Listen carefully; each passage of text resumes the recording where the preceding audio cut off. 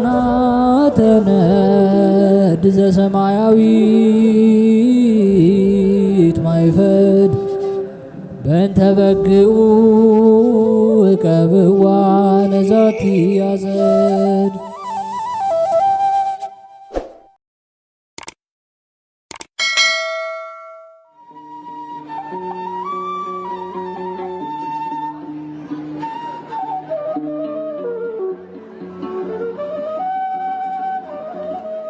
በስመ አብ ወወልድ ወመንፈስ ቅዱስ አሐዱ አምላክ አሜን። ሰላም እንደምን ቆያችሁን ውድ የሊቃናት ሚዲያ ቤተሰቦቻችን፣ አሜን። እግዚአብሔር ስሙ ከዘላለም እስከ ዘላለም የከበረ የተመሰገነ ይሁን። በዚህ ቪዲዮ ይዘንላችሁ የቀረብነው ጥር 1 ቀን የሚነበብ ስንክሳር ሲሆን ለዚህ ቻናል አዲስ የሆናችሁ እህት ወንድሞቻችንም ቻናሉን ሰብስክራይብ በማድረግ እንዲሁም አዳዲስ ቪዲዮ ቶሎ ወደ እናንተ እንዲደርሳችሁ የደወል ምልክቷን በማብራትና ቪዲዮዎችንም ላይክ እና ሼር በማድረግ ቤተሰብ እንድትሆኑ ከወዲሁ የአክብሮት ግብዣችንን አቀረብን። ወደ ቪዲዮ እንሂድ። መልካም ጊዜ። ጥር 1 ቀን የሚነበብ ስንክሳር። ዕረፍቱ ለእስጢፋኖስ ሊቀ ዲያቆናት። የተባረከ የጥር ወር የመዓልቱ ሰዓት 10 ነው፣ ከእንግዲህም ይጨምርለታል። በዚህችም ጥር 1 ቀን የዲያቆናት አለቃ የሰማዕታት መጀመሪያ የሆነ የከበረ እስጢፋኖስ ምስክር ሆኖ ሞተ። ለዚህም ለከበረ እስጢፋኖስ የእግዚአብሔርን ኃይልና ጸጋ የተመላ ሰው እንደነበረና በሕዝቡም መካከል ታላላቅ ተአምራትንና ድንቅ ሥራን ይሠራ እንደነበረ የሐዋርያት ሥራ የተባለ መጽሐፍ ስለ እርሱ ምስክር ሆነ። ከዚህም በኋላ አይሁድ ቀኑበት፣ የሐሰት ምስክሮች የሚሆኑ ሰዎችንም አስነሱበት። ይህን ሰው በሙሴና በእግዚአብሔር ላይ የስድብ ቃልን ሲናገር ሰምተነዋል እንዲሉ ሐሰትን አስተማሯቸው። ሕዝቡንና ሽማግሌዎችን ጸሐፊዎችንም አነሳሷቸው። አዳርሱም ብለው ከበው እየጎተቱ ወደ ሸንጎ ወሰዱት። የሐሰት ምስክሮችንም አቆሙበት። እነርሱም ይህ ሰው በቤተ መቅደስ ላይ በኦሪት ላይ ስድብን ሲናገር ተው ብንለው እምቢ አለ። የናዝሬቱ ኢየሱስ ቤተ መቅደሳችሁን ያፈርሰዋል፣ ሙሴ የሰጣችሁን ኦሪታችሁንም ይሽራል ሲል ሰምተነዋል አሉ። በአደባባይ ተቀምጠው የነበሩት ሁሉ ተመለከቱት። ፊቱንም የእግዚአብሔርን መልአክ ፊት ሆኖ አዩት። ሊቀ ካህናቱም እውነት ነውን እንዲህ አልክ አለው። እርሱም እንዲህ አለ፣ ወንድሞቻችንና አባቶቻችን ስሙ። ወደ ካራን ከመምጣቱ አስቀድሞ በሶርያ ወንዞች መካከል ሳለ ለአባታችን ለአብርሃም የክብር ባለቤት እግዚአብሔር ተገለጠለት። ከአገርህ ውጣ፣ ከዘመዶችም ተለይ፣ እኔ ወደማሳይህ ሀገር ና አለው። ከዚህም በኋላ ከክላውዲዮን ወጥቶ በካራን ተቀመጠ።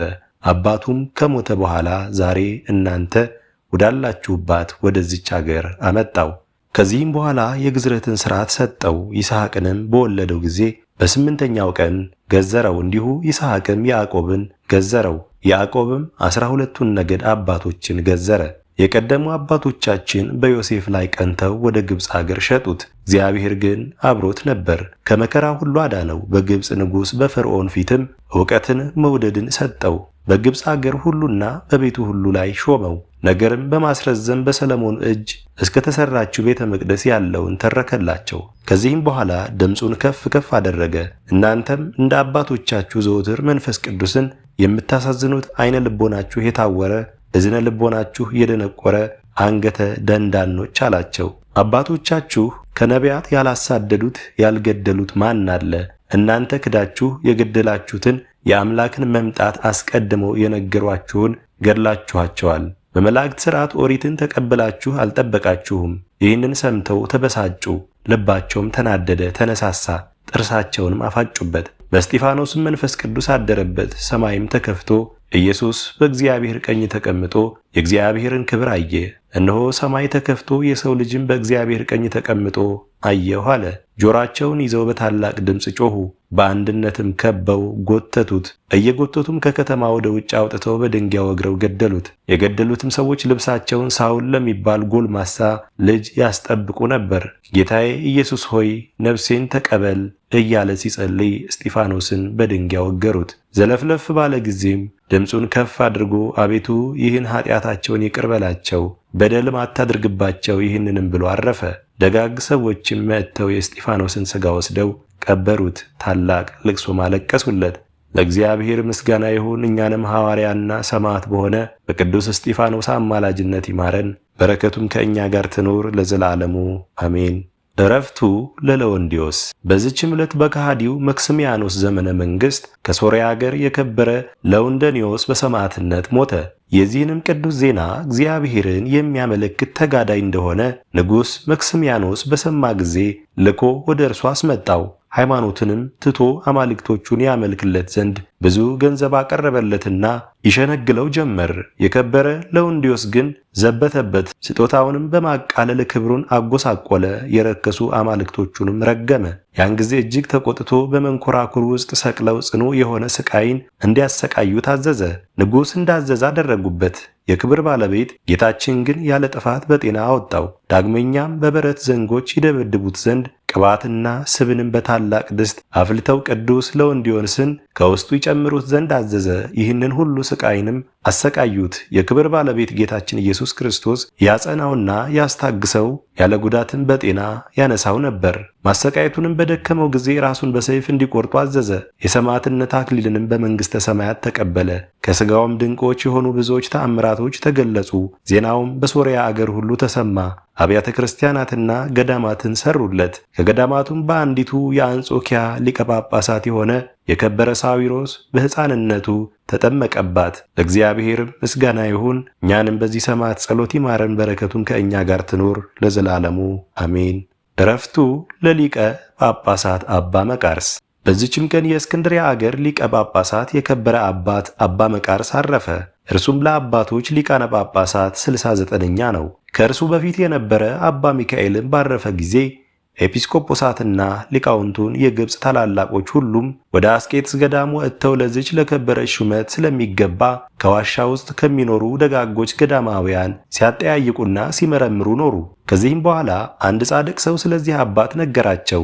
እንዲህም አላቸው፣ በአባ መቃርስ ገዳም የሚኖር ቀሲስ አባ መቃርስ እርሱ ለዚች ሹመት ይገባል አለ። በዚያም ጊዜ ፈልገው ያዙት። እርሱም እኔ ለዚች ስፍራ የማልጠቅም በደለኛ ነኝ እያለ ሲጮህ ያለ ፈቃዱ አስረው ወሰዱት። ሊቀ ጵጵስና ሾሙት እንጂ እርሱ የሚላቸውን ቃል አልሰሙትም። ከዚህም በኋላ የሊቀ ጵጵስናውን ሥራ መስራት ጀመረ። በግብፅ አገር በሁሉ ቦታ ኤጲስቆጶሳትን፣ ካህናትን ሾመ። ብዙዎች አብያተ ክርስቲያናትንም አደሰ። ጊዜውም ያለ ሐዘን የጤንነትና የሰላም ጊዜ ነበር። ሹመቱም 27 ዓመት ከ41 ቀን ኖረ። እግዚአብሔርንም አገልግሎ በሰላም አረፈ። ለእግዚአብሔርም ምስጋና ይሁን። እኛንም በዚህ አባት ጸሎት ይማረን፣ በረከቱም ከእኛ ጋር ትኑር ለዘላለሙ አሜን። የአክሚም ሰማዕታት የምስክርነታቸው ተጋድሎ። በዚችም ዕለት የከበሩ የአክሚም ሰማዕታት ምስክርነታቸውን ተጋድሎ ፈጸሙ። ዜናቸውም እንዲህ ነው። አክሚም በሚባል አገር ሹም የሆነ አንድ ሰው ነበረ። በወርቅ በብር ባለጸጋ ነው። ስሙም አልሲድማኒዮስ ይባላል። ስማቸው ዲዮስቆሮስና ሰከላቢዮስ የሚባል 2 ልጆችን ወለደ። እነርሱም ከመጾምና ከመጸለይ ጋር እግዚአብሔርን በመፍራት አደጉ። አባታቸውም በሞተ ጊዜ ምንኩስናን ተመኙ። የእግዚአብሔር መልአክ ተገልጦላቸው ወደ ገዳማዊ አባ ሙሴ ገዳም እንዲሄዱ አዘዛቸው። ሲሄዱም በዚያ መነኮሱ። ድንቆች ተአምራቶችንም እያደረጉ በብዙ ተጋድሎ ኖሩ። ከጥቂት ወራትም በኋላ ዲዮስቆሮስ ቅስና፣ ሰከላቢዮስም ድቁና ተሾሙ። ዲዮቅልጥያኖስም የክብር ባለቤት ክርስቶስን በካደው ጊዜ ለጣዖታት የማይሰግዱ ክርስቲያኖችን ሁሉ ይገድል ዘንድ የእንዴናው ገዢ አርያኖስን አዘዘው። አርያኖስም አክሚም ከተማ በደረሰ ጊዜ ኤጲስቆጶሱን አባ ብኑዲያስን ያዘውና አስሮ ወደ አገር ውስጥ ገባ። የእግዚአብሔር መልአክ ቅዱስ ሚካኤልም ለዲዮስቆሮስና ለሰከላቢዮስ ተገለጸላቸው። ወደ መኮንኑ ሂደው የምስክርነት አክሊልን እንዲቀበሉ ነገራቸው። እነርሱም ታኅሳስ 28 ቀን 24 መነኮሳት ሆነው ሄዱ። ወደ አክሚም ከተማ ሲደርሱ በመድኃኒታችን ክርስቶስ ቤተ ክርስቲያን ውስጥ የከበረ የልደትን በዓል ለማክበርና ስለ ከበረ ስሙም ይሞቱ ዘንድ የክርስቲያን ወገኖችን ከሴቶቻቸውና ከልጆቻቸው ጋር ተሰብስበው አገኟቸው። ኤጲስቆጶሱ አባ ብኑዲያስም ከእርሳቸው ጋር ገባ። በማግስቱም አባ በኑዲያስም ቀደሰ። አጊዮስ ወደሚለው በደረሰ ጊዜ መላእክት እንዲህ ብለው በታላቅ ድምፅ አመሰገኑ። ቅዱስ ቅዱስ ቅዱስ እግዚአብሔር አሸናፊ ፍጹም የጌትነትህ ምስጋና በሰማይና በምድር የመላ ነው እያሉ። ያን ጊዜ መድኃኒታችንን በመሠዊያው ታቦት ላይ ተቀምጦ መላእክትን በዙሪያው ቆመው ቁርባኑን እያነሳ በካህኑ እጅ ላይ በማድረግ የተሰበሰቡትን ሲያቆርባቸው ቅዱሳን አዩት። በዚያም ጊዜ መኮንኑ አርያኖስ ደረሰ። ተቆጥቶም ወደ ቤተ ክርስቲያን ገብቶ ስማቸው በሕዋፋና ውኒን የሚባሉ 2 የሀገር አለቆችን ይዞ ራሳቸውን በሰይፍ ቆረጠ። ከእርሱም በኋላ ዲያቆናትን፣ ንፍቀ ዲያቆናትን፣ መዘምራንን፣ የቤተ ክርስቲያን ሹሞችን ደማቸውን ከቤተ ክርስቲያን ደጃፍ ወጥቶ 20 ክንድ ያህል እስኪጎርፍ ሴቶችና ልጆችንም ሳያስቀር አረዳቸው። ከዚህም በኋላ ኤጲስቆጶሱን አባ ብኑዲያስን፣ ዲዮስቆሮስን፣ ሰከላቢዮስን ከእርሳቸውም ጋር ያሉ መነኮሳትን ከእርሱ ጋር ወሰዳቸው። ለጣዖትም ይሰግዱ ዘንድ ሸነገላቸው። እምቢ ባሉትም ጊዜ አጥንቶቻቸውን እስኪለያዩ ድረስ ይደበድቧቸው ዘንድ አዘዘ። የእግዚአብሔር መልአክ ቅዱስ ሚካኤል ተገልጾላቸው አዳናቸው። የአርያኖስም የጭፍሮቹ ታላላቆች ኮሪዮንና ፊሊሞና ከጭፍሮችም 40 ሰዎች ይህን ድንቅ ተአምር አይተው በክብር ባለቤት ጌታችን ኢየሱስ ክርስቶስ አመኑ። ወደ እሳት ማንደጃም እንዲጥሏቸው አዘዘ። ተጋድሏቸውንም ታኅሳስ 30 ቀን ፈጸሙ። ከተሰበሰቡትም ውስጥ ብዙዎች የሚያስገድዳቸው ሳይኖር በእውነተኛ አምላክ በክርስቶስ እናምናለን እያሉ ወደ እሳቱ ማንደጃ ራሳቸውን ወረወሩ። ምስክርነታቸውንም እንዲሁ ፈጸሙ። ከዚህም በኋላ ጥር 1 ቀን ዲዮስቆሮስና ሰከላቢዮስም ታስረው ሳሉ የመላእክት አለቃ ቅዱስ ሚካኤል ተገለጠላቸውና ምስክርነታቸውን እንዲፈጽሙ አበረታቸው። በነጋም ጊዜ ለአማልክት ስለመስገድ አርያኖስ ተናገራቸው። አይሆንም ባሉት ጊዜ የዲዮስቆሮስን ዓይኖቹን ያወልቁ ዘንድ አዘዘ። ቅዱስም የወለቁ ዓይኖቹን አንስቶ ወደ ቦታቸው መለሳቸው። መኮንኑ ሉኪዮስም አይቶ ከሰራዊቱ ጋር በጌታችን ኢየሱስ ክርስቶስ አመነ። ወደ እሳትም ወርውረዋቸው ምስክርነታቸውን ፈጸሙ። ከዚህም በኋላ የከበሩ ሰማዕታትን ይገድሏቸው ዘንድ አርያኖስ አዘዘ። ሲጸልዩም የክብር ባለቤት ጌታችን ኢየሱስ ክርስቶስ ተገለጠላቸው። ስማቸውን ለሚጠሩ መታሰቢያቸውንም ለሚያደርጉ ገድላቸውንም ለሚጽፉ ከቅዱሳን አንድነት ይቆጠር ዘንድ ቃል ኪዳን ሰጣቸው። ከዚህም በኋላ ወታደሩ ቀርቦ የቅዱስ ዲዮስቆሮስን ራስ ቆረጠ። ሰከላቢዮስንም ከወገቡ ላይ ቆረጡት። 24ቱን መነኮሳትንም ከቁመታቸው ሰነጠቋቸው። በዚችም በጥር 1 ቀን ሁሉም ተቆረጡ። ከዘመዶቻቸው የሆነ ሳሙኤልም በአብ በወልድ በመንፈስ ቅዱስ ስም በከበረች ቤተ ክርስቲያን ውስጥ ቀበራቸው። በሀገረ አክሚም የተገደሉ ሰማዕታትንም ቁጥራቸው 8140 ሆነ። ለእግዚአብሔርም ምስጋና ይሁን። እኛንም በሁሉ ቅዱሳን ሰማዕታት ጸሎት ይማረን፣ በረከታቸውም ከእኛ ጋር ትኑር ለዘላለሙ አሜን። የቅዱሳን ሰማዕታት መታሰቢያ። በዚችም ቀን ዳግመኛ በሰማዕትነት የተገደሉ አሉ።